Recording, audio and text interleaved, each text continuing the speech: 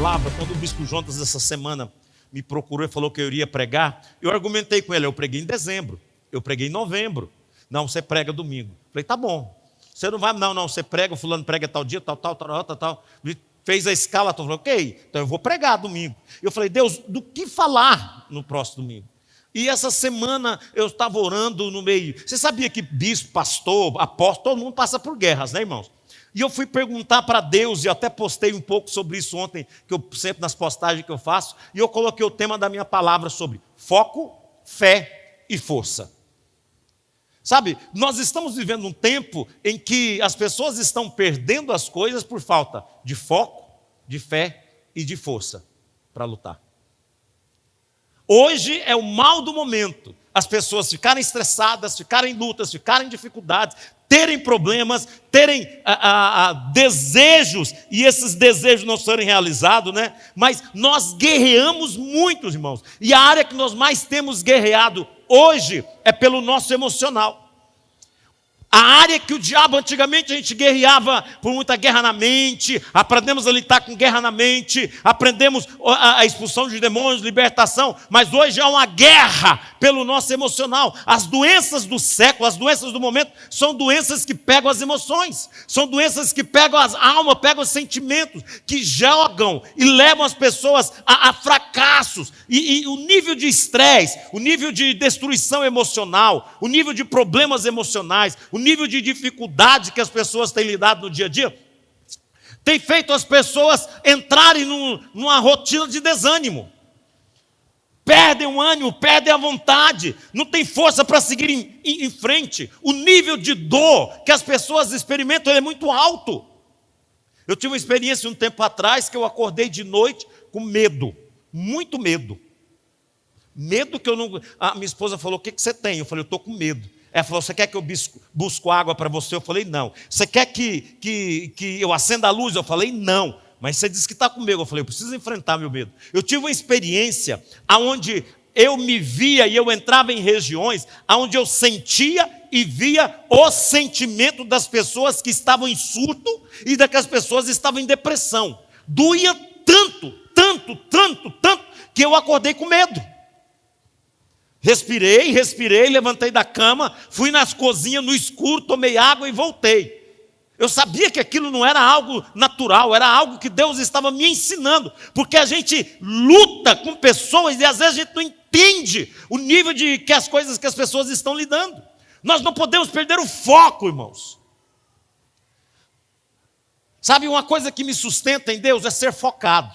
Deus falou comigo, eu sou focado. Deus me disse algo, eu não retrocedo. Põe as batalhas, vem do jeito que for. 2 Crônicas 20:15 diz que o Senhor entra conosco e as batalhas são do Senhor. Sabe, irmãos, todas as nossas guerras, elas são guerras do Senhor. A gente pensa que são pessoais, aí a gente se volta só para a gente. Sabe como que eu ganho as maiores guerras minhas? Guerreando as causas do Senhor. Todas as vezes que eu entro em luta, em dificuldade, eu enfio a cara, eu atendo gente, eu ministro, eu trabalho, eu foco naquilo. Sabe por quê? O inimigo é especialista em criar situações para nos fazer perder o foco. O maior exemplo de uma pessoa que não perdeu o foco na Bíblia, Neemias. Neemias, ele teve uma revelação, lá no livro de Neemias, capítulo 1:11, ele entendeu, Senhor, que os teus ouvidos estejam atentos, que os teus olhos sejam abertos. Ouve, Senhor. Ele entendeu que ele tinha um peso, ele tinha algo no coração dele, e aquilo entrou dentro dele, ele começou a orar por aquilo, ele começou a buscar a presença de Deus. Senhor, ouve. Um dia ele estava na presença do rei, o rei olhou para ele e falou assim, tem alguma coisa errada, o que é que você precisa, Neemias? Ele estava focado naquilo. Era difícil para ele, simplesmente que estava servindo o rei, pedir alguma coisa. O rei olha para ele, o que é que você precisa, Neemias? E ele estava perto do rei, a rainha, ele falou o que ele precisava. O rei deu tudo o que ele precisava. Saiu Neemias daquele lugar e voltou. E o texto diz que ele não quis pedir proteção para o rei, porque o rei já tinha feito muitas coisas por ele. Sabe o que ele fez? Orei a Deus e seguimos viagem, pedindo que o Senhor nos protegesse dos ladrões, dos salteadores, dos bandidos que haviam pelo caminho. E ele seguiu em frente. Neemias chegou em Jerusalém e a palavra de Deus fala que as portas estavam queimadas, os muros estavam derrubados. E ele chegou ali, primeiro ele andou, olhou tudo que estava em volta, não contou nada para ninguém. Depois ele veio e disse o que Deus tinha dito para ele, o que ele iria fazer. E ele determinou e ele não perdeu o foco. E quando a gente olha para o livro de Neemias, a gente percebe que inimigos se levantaram para roubar o foco, para roubar a atenção, para fazer barulho, para ameaçar, para intimidar, para acusar, para trazer falsa profecia, para trazer distração. Neemias permaneceu firme. O tema central do livro de Neemias é oração e vigilância. Se tem um homem que não perdeu o foco no objetivo dele, foi Neemias. Em 52 dias, ele realizou tudo que Deus disse para ele fazer. Sabe por quê? Ele não divagou. Ele não perdeu o foco, ele ficou firme. Às vezes nós estamos lidando com tantas coisas que estão roubando o nosso foco. Estão roubando o nosso dia a dia, o nosso caminhar. São situações que são criadas, adversas, e aquilo tem roubado a gente. Sabe, irmãos, todas as vezes que nós começamos algo que Deus nos mandou fazer, infelizmente, as pessoas à nossa volta serão os primeiros a resistir, porque eles não entendem.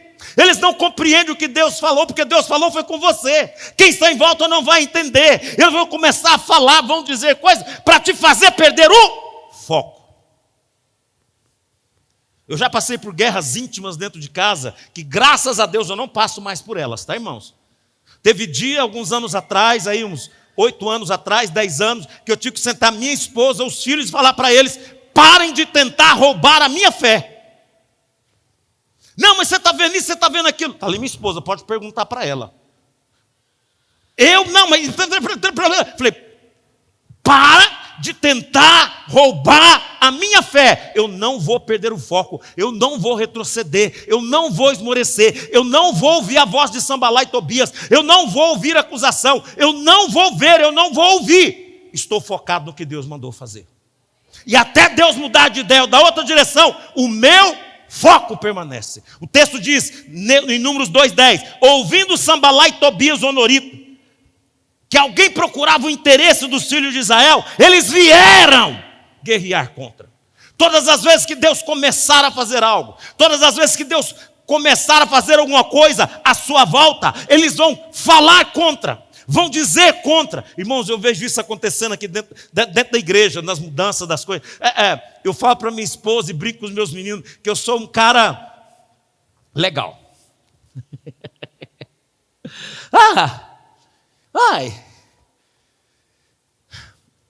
No dia 3 de março de 2018, parece, dia 18, eu estava na casa dos apóstolos, uma senhora tinha orado comigo, depois eu conheci ela me deu uma palavra forte, eu comentei com a apóstola Noemi, com a apóstola, ele falou, leva ela para orar com a gente, uma angolana.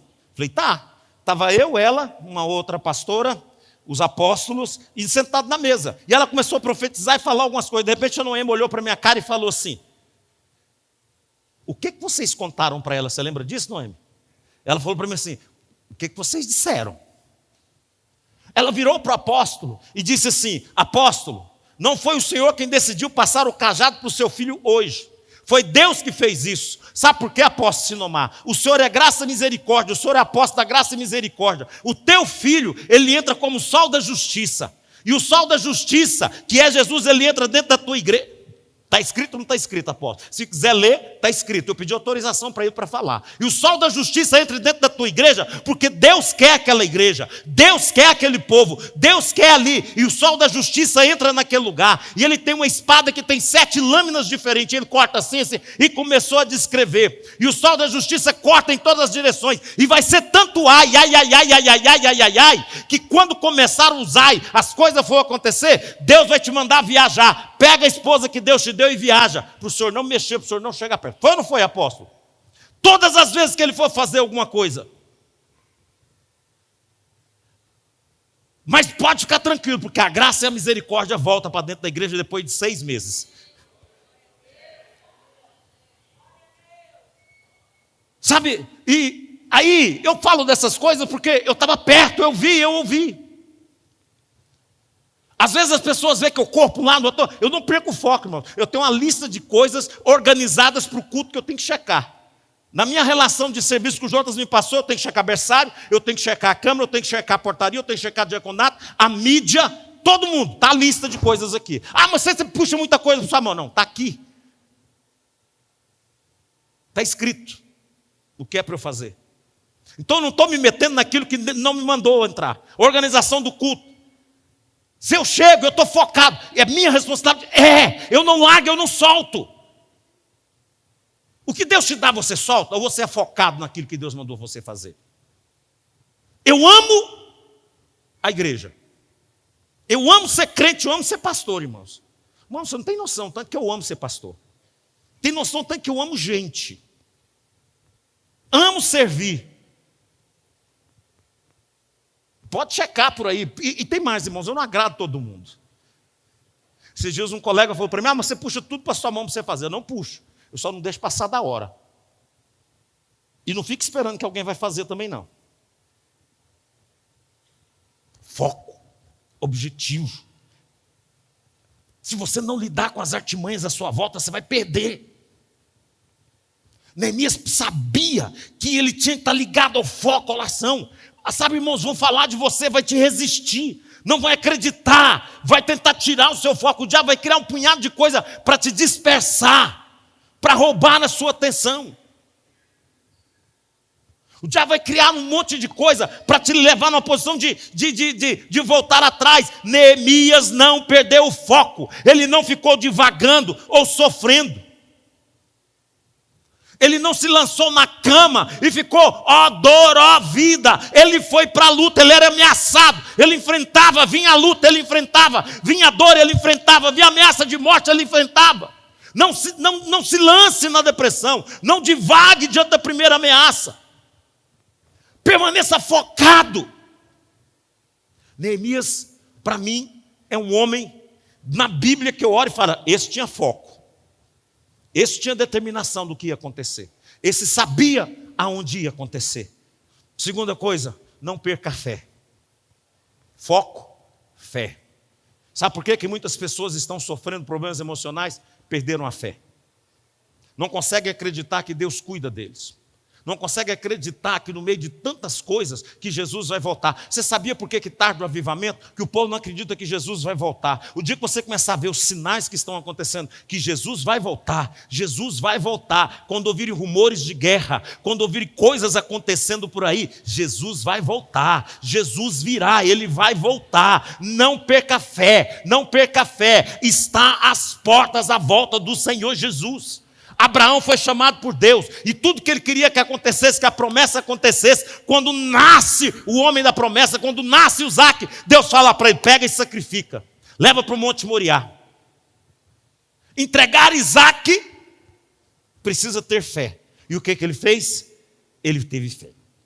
Gênesis 22, 1 e 2 diz que ele obedeceu, que ele entendeu, que ele foi atrás. Eu não vou ler os textos, estão aí, e você que acompanha, pode acompanhar aí. Ele obedeceu, ele não sabia o que ia acontecer, mas ele obedeceu. A fé implica em obediência sem entender. Se você procura entender, isso não é objeto de fé. Você obedece e depois você entende por que você obedeceu. Quantos estão comigo aqui? Deus quer te ensinar um caminho de obediência. Deus quer te ensinar a compreender. Isaac fala, pai, não tem cordeiro, eu sou tal, como está? O texto continua dizendo, olha, eu não sei o que vai acontecer, mas Deus vai prover para si o cordeiro.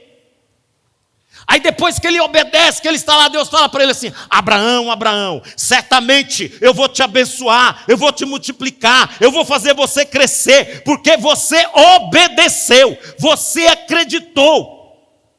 Abraão, por causa da obediência dele, se tornou conhecido como o pai da fé. E a Bíblia fala que isso lhe foi imputado para a justiça. Chega a hora da grande provisão. Ele vem e ele declara, Jeová Jirê. Sabe o que é Jeová Jirê, irmãos? É aquele que vê e provê. Eu não acredito que Deus fez materializar aquele carneiro lá, aquele cabrito para o sacrifício lá. Isaac estava subindo com o pai por um lado da montanha.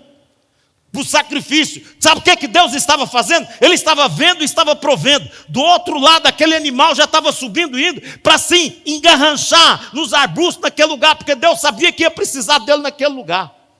Isso denota fé, irmãos. Fé para dizer, meu Deus proverá. Proverá o quê? Eu não sei o que você precisa, mas precisa de fé que Deus vai prover em todas as coisas da sua vida. Você não perde o foco, a sua fé é fortalecida. Deus te fortalece. Isso implica em relacionamento com Deus. A Bíblia fala de Abraão, que ele creu, Romanos 4,3. Abraão creu em Deus, isso lhe foi atribuído para a justiça. Por que muita gente sofre com problemas emocionais? Está sendo roubado na fé, não possui esperança, estão sofrendo, estão como que abandonados. Ouça, não perca a fé, volte a crer. Hoje é dia de restaurar a fé e a esperança no seu coração. Algo novo vai acontecer, não perca o foco, mas creia. Amém, igreja? Terceiro aspecto, força. Muitos homens na Bíblia são lembrados como homens de força. Eu gosto de algum deles, principalmente de Josué e Caleb. Sabia que no mundo espiritual, diante de Deus, não tem velho, não tem idoso. A gente envelhece aqui, mas no mundo espiritual a gente atinge a idade da maturidade. É isso que Deus está falando. A idade cronológica não tem a ver com maturidade e realidade espiritual. Deus restaura as forças de Josué e Caleb. Talvez você é jovem, Deus pode te dar a força de conquista de Josué e Caleb. Talvez você tenha 15 anos, 7 anos, como Deus fez com Samuel, 6 anos, quando chamou Samuel, 17 anos, quando Deus chamou a Davi. Davi, ainda um jovem pastor de ovelha, ele matou o leão, ele matou o urso, ele tinha uma força sobrenatural. Quiçá, podemos deixar de falar de Sansão, homem de força, homem de vigor. Sansão foi o homem que lutou as guerras que Deus colocou para ele lutar. Caleb estava velho e falou assim, olha, eu estou pronto, estou forte para guerrear, eu vou fazer tudo o que precisa ser feito. A palavra profética que foi dada para o apóstolo, eu lembro que a apóstolo falava para ele assim, você não vai partir antes de ver isso acontecendo. Ela não, apóstolo, estou aqui, ela não é, estou aqui, irmãos. Você não vai partir por isso. Você é como Simeão e Ana, que vão ver o Messias, que vai acontecer, vai fazer, todas as promessas vão se cumprir. E aí eu vejo o senhor fazer muitas viagens, eu vejo o senhor até com a meia especial para poder andar dentro de avião, te vejo assim, daquele jeito. Falou especificamente de coisas que a gente pensa que tem hora, não, mas já estou com 70. Tem muita força para conquistar ainda, não tem, apóstolo? Tem muita terra para conquistar. A apóstola Noemi falou para mim ontem, essa semana, o lema do Juscelino Kubitschek, como que era? 50 anos em 5. Esse é o lema dos apóstolos. 50 anos que faria em 50 anos, será feito em 5. Vocês têm fé para crer nisso, irmão? Que aquilo que Deus tem para fazer, que seria em 50 anos, nós teremos força e vigor para que aquilo aconteça, irmão. Em nome de Jesus, não podemos perder a fé, não podemos perder o foco, não podemos perder a força que Deus tem. O tempo, o cronos, não pode roubar a nossa força, a nossa fé, para poder conquistar, irmãos. Nós precisamos quebrar essa cadeia cronológica que fala que a gente não vai poder, você não pode mais. Quebrar as limitações. A gente precisa acreditar. Mude o foco. Mude a maneira de pensar. Mude. Se você quer conquistar esse ano, você tem que se esforçar muito. Porque não é fácil. Você quer conquistar, você tem que ter muito foco. Você tem que ter fé. E Deus vai te dar força. Deus é especialista em dar força para todos aqueles que precisam. Nós não podemos ficar desanimados. Nós não podemos ficar esmorecidos. Nós não podemos recuar, perdendo alguma coisa, porque ou alguém não gostou, alguém falou, alguém não acreditou. Irmãos, quem tem que acreditar nas coisas que Deus falou com você é você. O resultado que Deus está fazendo vai garantir e dizer que foi Deus que fez. E Deus vai deixar claro que é Ele que está fazendo. E não tem jeito de ser tirado. Quantos creem nisso aqui, irmão? Não perca a força. Hoje é um dia de Deus restaurar a nossa força. Eu não estou aqui trabalhando técnicas de coach, irmãos. Eu estou aqui falando do Espírito de Deus. Eu estou aqui falando do que Deus faz. Ele restaura a força de quem não tem vigor.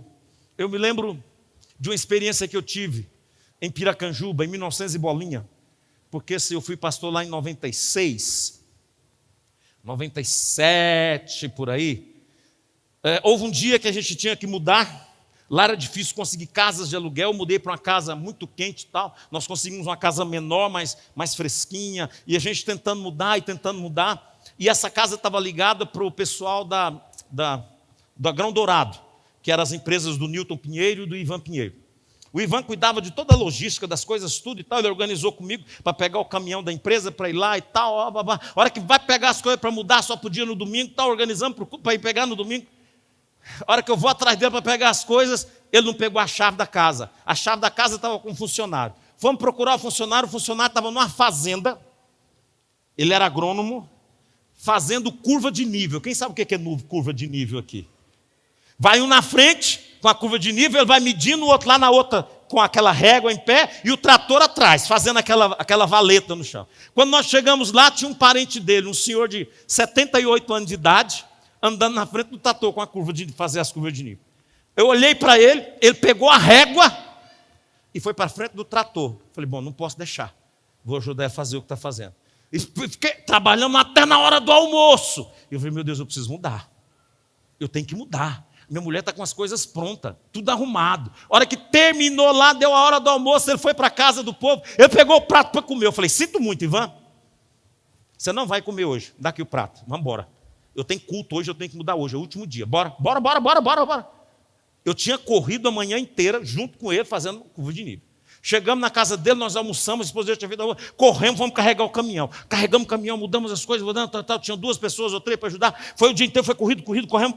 Quando da hora estou acabando de descarregar o caminhão, estava dando 7 horas da noite. Mudei para uma esquina atrás da igreja assim.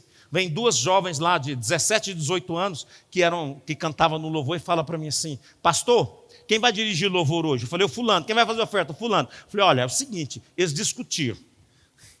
Igreja acontece isso, igreja pequena no interior, né? Eles discutiram e diz que nenhum vai dirigir o louvor e o outro não vai vir para tirar a oferta também não, ficou chateado, eu fulano com a irmã fulano. Falei, tá bom, está tudo organizado para o louvor, sabe as músicas, sei. Falei, então vai para lá, monta culto, organiza tudo que eu vou dirigir o louvor.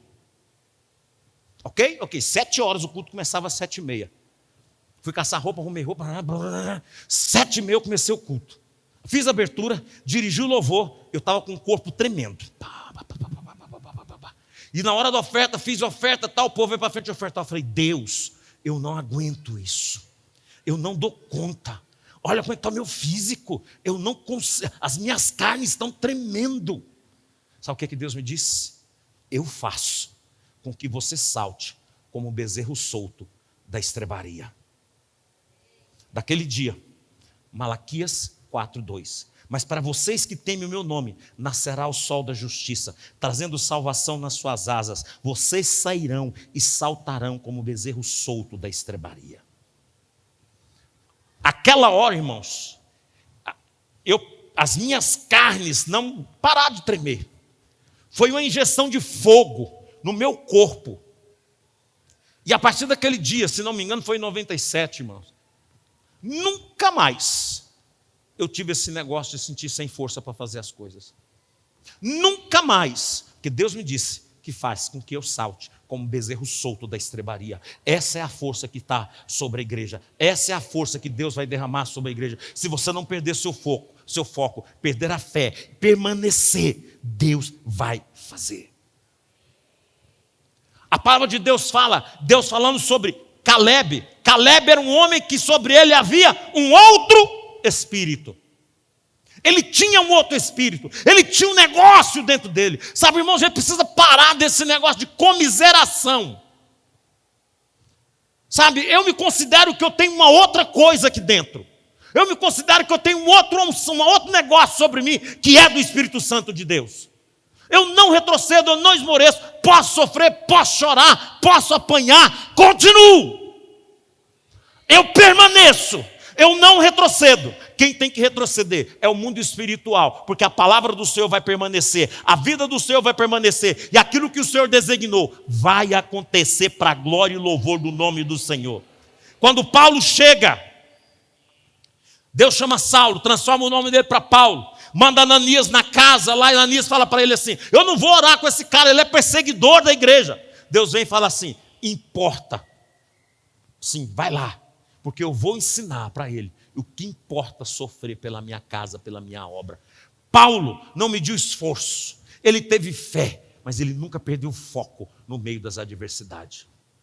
E para encerrar, no livro de Hebreus diz, 10:39, nós, porém, não somos dos que retrocedem e são destruídos, mas dos que creem e são salvos. Nós não somos dos que retrocedem.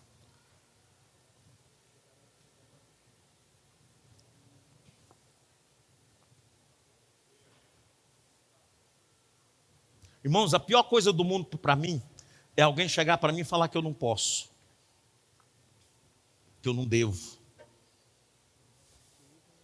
É desafio. Aqui eu não valho nada, não tenho valor nenhum. Mas dizer para mim, não pode, fala, não, não conhece Deus. Não sabe quem é Deus. Não sabe onde eu estou focado. O meu foco é um. Eu tenho um foco. Eu quero ser ungido. O meu foco é ter muita unção. Eu quero ser um de Deus. E eu persigo ser ungido, ser homem de Deus. Meu sonho, meu desejo é esse. Posição não dá unção. Profecia não dá unção. Dar carteirada não dá unção. Só dá unção quem é conhecido diante de Deus, que nunca perdeu o foco, nunca perdeu a fé e que recebe força. Eu quero orar para encerrar.